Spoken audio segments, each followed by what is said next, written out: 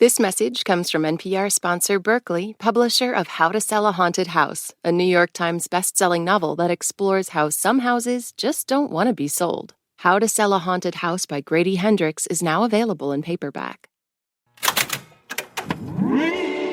Hello, hello. I'm Brittany Luce, and you're listening to It's Been a Minute from NPR, a show about what's going on in culture and why it doesn't happen by accident.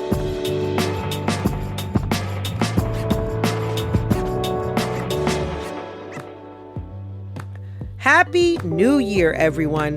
In honor of the new year, I want to invite a little joy into 2024. And so I'm revisiting a conversation with one guest known for delighting in the little things. I've been kind of in the sun a little bit, and I've been running into people. I have to tell you, like, the sort of incidental bumpings into people is a really fortifying experience to me. That's Ross Gay. He's a poet and the author of the Book of Delights, and more recently, Inciting Joy. According to Ross, we should all take joy a lot more seriously because joy is the ember and the fire behind social movements and survival. And his definition of joy isn't something that you experience alone. His joy comes from connection and our interlocking lives, or as he puts it, entanglement. Today on the show, Ross Gay and I talk about the intricacies of joy and finding delight in the mess. After a quick break.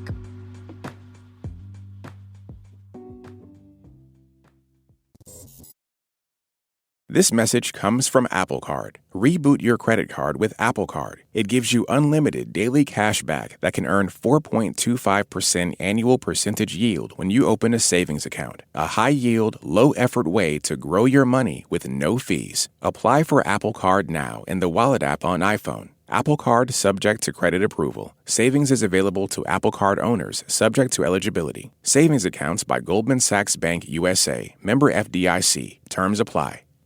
Support for this podcast and the following message come from South Carolina Federal Credit Union, a member-owned financial institution serving 6 major markets across South Carolina. Their warm, welcoming, and friendly staff are eager to help you turn your financial dreams into a reality. South Carolina Federal Credit Union invites you to become part of their family today. Learn more at scfederal.org, insured by NCUA. Support for this podcast and the following message come from South Carolina Federal Credit Union, a member-owned financial institution serving 6 major markets across South Carolina. Their warm, welcoming, and friendly staff are eager to help you turn your financial dreams into a reality. South Carolina Federal Credit Union invites you to become part of their family today. Learn more at scfederal.org, insured by NCUA. Ross Gay, welcome to It's Been a Minute. Thank you. Good to be with you. Oh, we're so happy to have you. You know, something I've been wondering a lot about is how you would define delight versus joy or joy versus delight. Like, how would you define each of those feelings and how are they different? I've been thinking about that because I say the words and I figure like I ought to be able to say what they mean. I've been thinking a little bit that delight maybe is more occasional. You like when the bird lands on your shoulder. Right. If you like birds landing on your shoulder, then you might feel like, whoa, delight, you know? Whereas joy, it seems to me, is something that is always there. Joy is the kind of emanation from our kind of practicing of the entanglement. Our belonging to one another is always there. Our reliance upon one another is always there. Sometimes I think of it as like, the metaphor I like is like mycelium running through the soil in a healthy forest. Like it's always there. Right. Joy, I think, often in the practices of entanglement often come because we're devastated, and sorrow is part of it.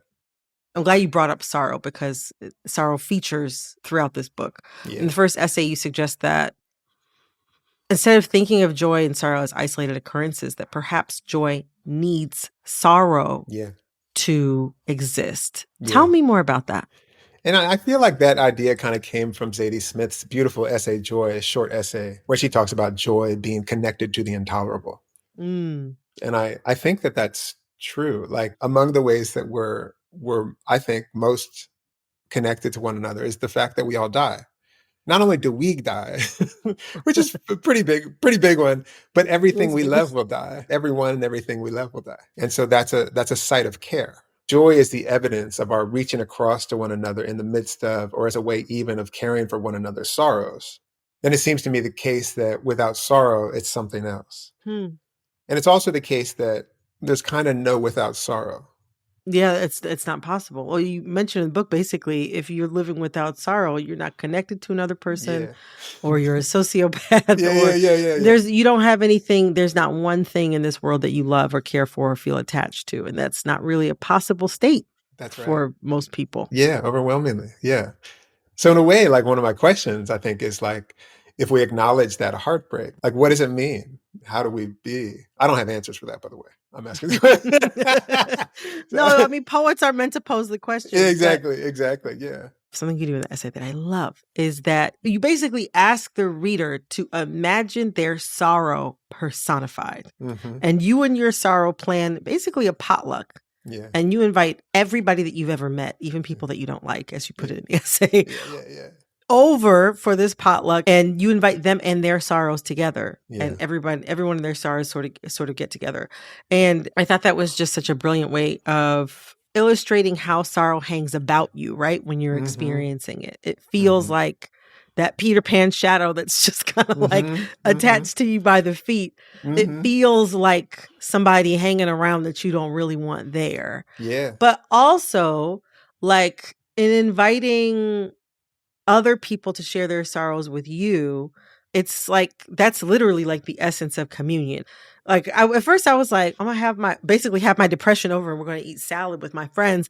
But obviously, as I continued forward, I mean, is that not what happens when you get together with a friend for dinner? As you talk about what's troubling you, they talk about what's troubling them, and you feel lighter. But it's funny though, because when I find that when I'm experiencing sorrow or sadness in that way, or pain, my instinct, which I think is many people's instinct, is to not reach out, to not invite other people in, to even try to avoid the sorrow or avoid the sadness to begin with. Yeah, I agree. I think there's some element of like shame to it. Yeah. Some of us sort of feel ashamed to be heartbroken or to be devastated or to be sad or whatever. It's not devastating to be irate. People don't feel shame about that. And those are definitely emotions. Yeah, and those are emotions, legitimate emotions. But we feel ashamed to be heartbroken. And I wonder if part of that shame is actually because it is the evidence of need. And so when you get together with your people who are your beloveds, that might be a place where we actually are like, okay, like, let's put this on the table a little bit, because I can't carry it by myself. This feels related to a passage I found later in the book. To quote you, most Puritans, I think this is right, are not that interested in joy. The pure and the joy, I think this is right, are not bedfellows. Well, it's almost like fundamental to the idea, like, to be entangled with one another, to be mixed up with one another means that if you tell me about your devastation, it becomes to some extent, not mine, but it comes into me. Just as you tell me about your glee, it comes into me. We've sort of actively crossed the imagined threshold between us. We are, in fact, porous and permeable and all of that stuff. And I think this idea, like, of kind of a discourse of purity, it's not only that joy and purity are not bedfellows. I feel like purity, the dream of purity, is like a wreckage upon the earth.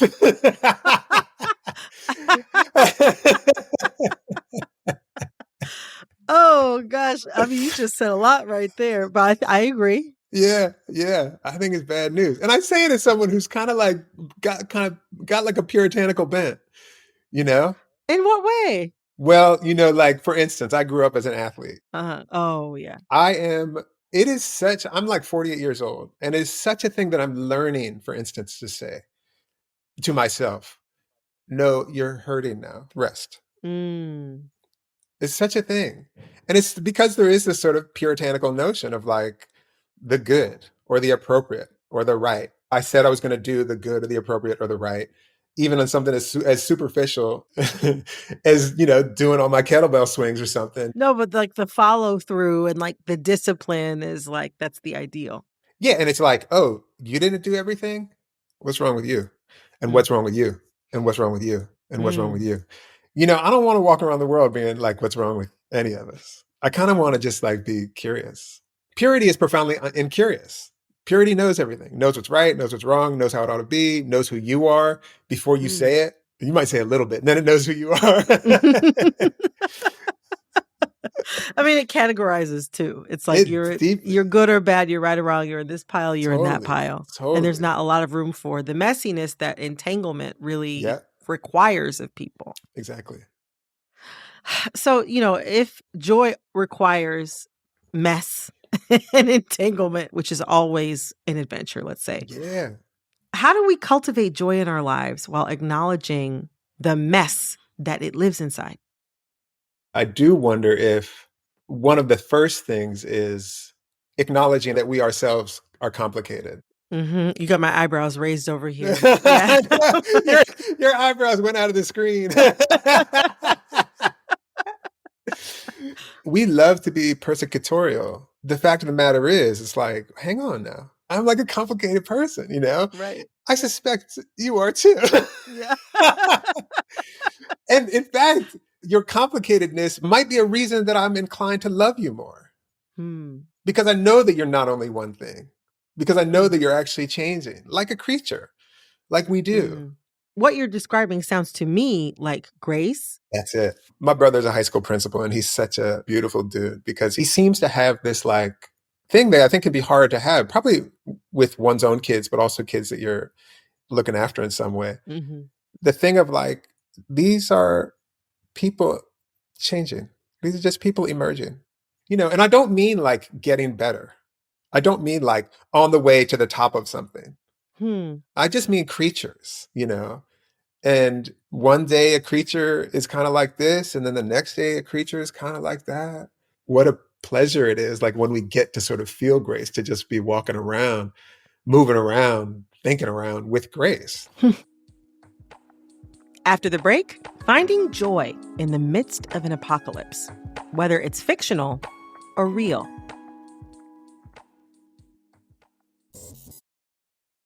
The following message comes from NPR sponsor MassMutual. The MassMutual Foundation empowers local nonprofits to increase financial resilience in their communities. Board member Dorothy Varon explains why access to networks is key. One of the primary ways in which we think the work of the foundation can support that notion of mutuality is by supporting projects, organizations who help us activate that connecting of people to not just the financial resources, but that can help groups of people learn about opportunities to be educated, to have networking opportunities they wouldn't otherwise have. It's all about getting people connected to the things that will help them break through barriers and avoid financial calamity in the event of a financial hit. To learn more about the MassMutual Foundation and their community-led partnerships, visit massmutual.com/foundation. This message comes from Apple Card. Reboot your credit card with Apple Card. It gives you unlimited daily cash back that can earn 4.25% annual percentage yield when you open a savings account. A high-yield, low-effort way to grow your money with no fees. Apply for Apple Card now in the Wallet app on iPhone. Apple Card subject to credit approval. Savings is available to Apple Card owners subject to eligibility. Savings accounts by Goldman Sachs Bank USA. Member FDIC. Terms apply. This message comes from NPR sponsor Carvana. With Carvana's new value tracker, you can track your car's value over time and learn what's driving it with personalized insights and updates. Stay up to speed with your car's value with Carvana Value Tracker. Visit Carvana.com.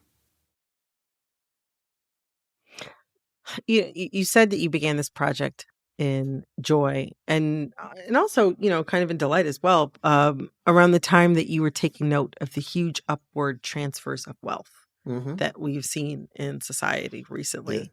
Yeah. And you were maybe worrying about the collapse of society, as a lot of us do. How did you land on joy as a counter to that?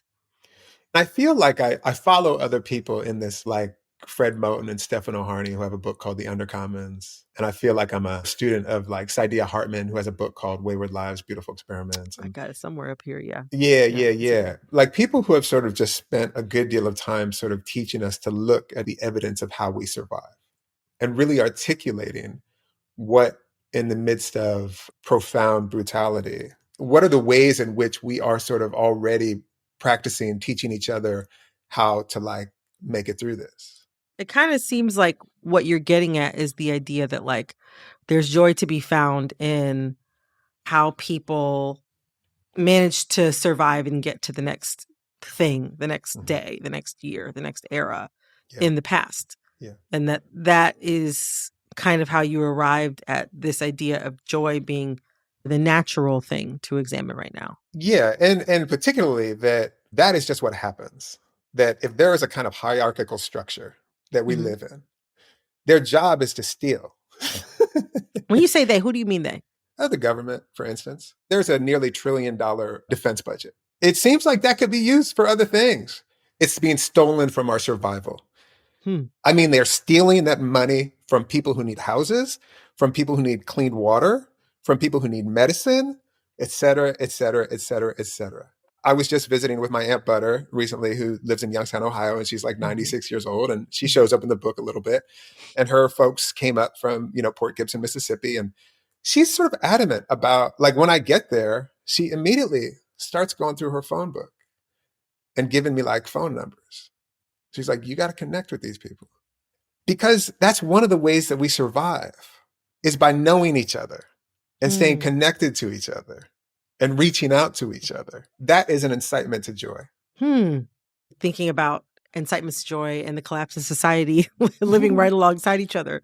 I feel like there's some extremely popular television shows right now that have been about apocalypse. Station 11 is one of them. More recently, The Last of Us on HBO. And these shows have these moments of finding gratitude for the world before collapse. Like they look back and think, oh, it's so amazing that people flew in airplanes because they've reached a point now where this mushroom fungus is just killing everybody and turning them into basically zombies. They're not flying planes these days at this point in the series. So they look back and they have this gratitude for, oh, wow, like there was some cool stuff that was happening before society completely bottomed out.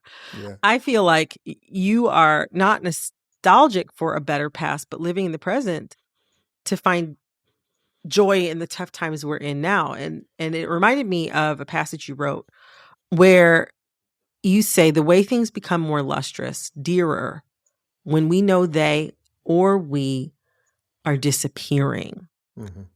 Say more about that. You're absolutely right. There's not a drop of nostalgia to this. What I'm trying to do is attend to models of surviving, because most of us at some point come from people for whom the world was ending. Most of us come from collapse. Right. You know, so there are people who've been there. And those people, say people who had to flee, and when they tell you, hey, keep up with your cousins, it's not just because it's cute. It's because you might have to flee. Right. Or it might just mean you might need help. Yeah. Actually, just not make it dramatic. You might need help. And that help might be like directions. It might mean a meal. It might mean a place to stay. It might mean a loan. It might mean like a good song, like a playlist. Hey, I need a playlist, cousin. All legitimate and in serious needs, But also that thing of like, it all becomes more lustrous and more luminous when we know that we too are disappearing. When we witness that, when we attend to that you and I both are disappearing, we are more inclined to be like, hey, well, let's share. You've made mention that like this is necessary work. This is important work. Yeah. But, not everybody feels that way about joy. The first chapter of your book also mentions receiving commentary or feedback that joy is not a serious subject. Yeah.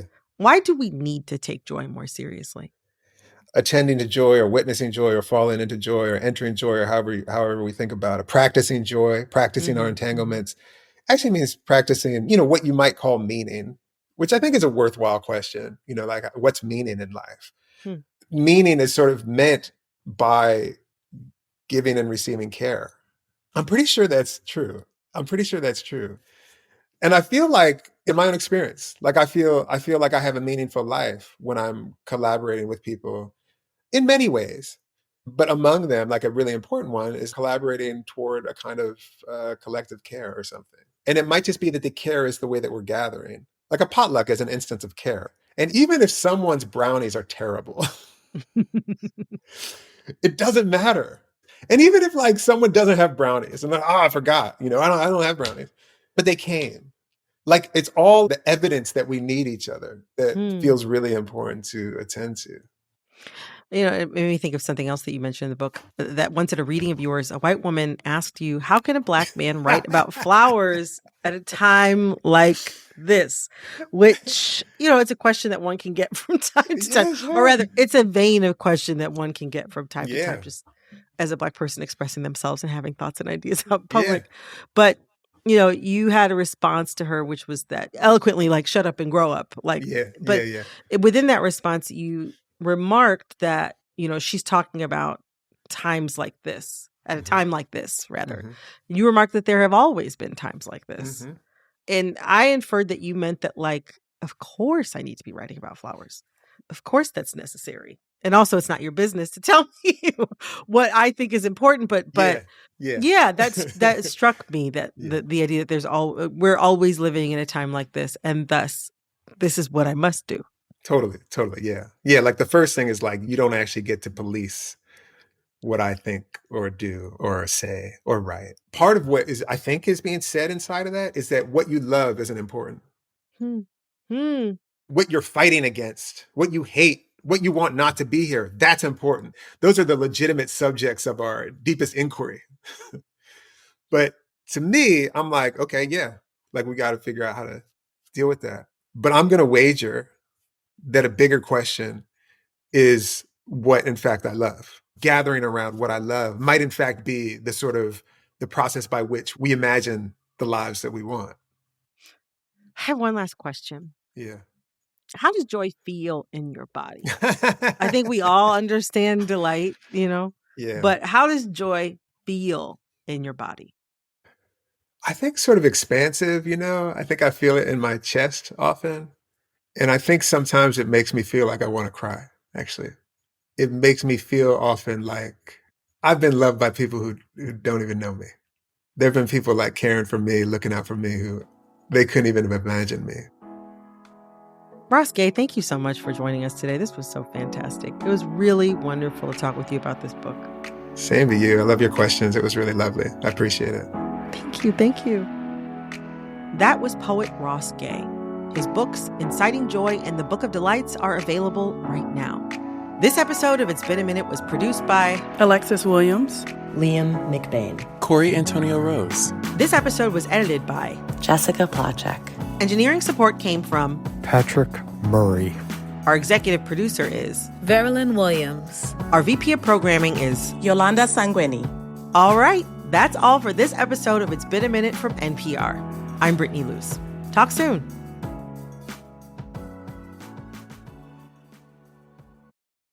The following message comes from NPR sponsor MassMutual. Wayfinders is a nonprofit that partners with the MassMutual Foundation to increase financial resilience. CEO Keith Ferry explains why building social capital is just as critical as financial capital. Everyone's got a network, but sometimes those networks are very limited.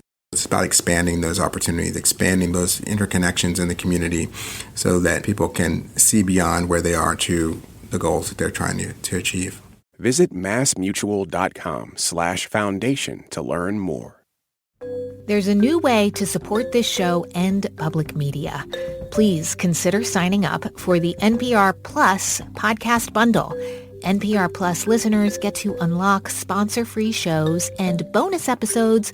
You can find out more at plus.npr.org. And thanks. This message comes from the Making Space with Hoda Kotb podcast. Join the Today Show's Hoda Kotb for real, raw conversations with guests like Rainn Wilson and Erin Andrews. Hear inspiring stories of resilience. Search Making Space to follow now.